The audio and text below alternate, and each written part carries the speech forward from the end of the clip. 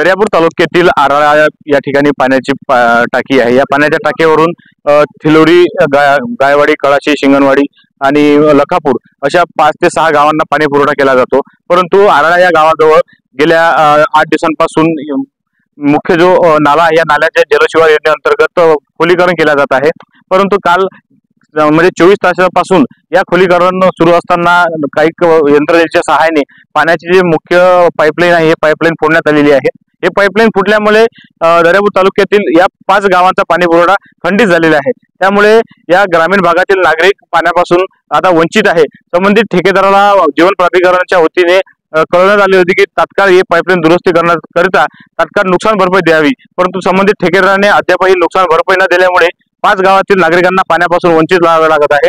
या अशा ठेकेदारावर तात्काळ कारवाई करावी अशी मागणी आता या थिलोरी, गायवाडी, कळाशी, शिंगणवाडी या 5 गावातील नागरिकांनी केलेली आहे। त्यामुळे आता या ठेकेदारावर कारवाई होणार का हे पाहणे योग्य ठरणार आहे।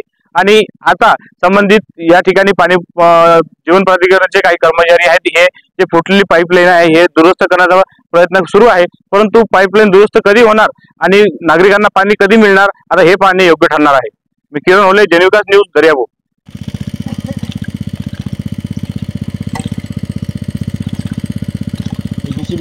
नाला रुंदीकरण चालू आहे की नाही। अशाच वेगवान घडामोडी पाहण्यासाठी आताच आमच्या जनविकास न्यूज चॅनलला सबस्क्राईब करा आणि रहा रोज अपडेट।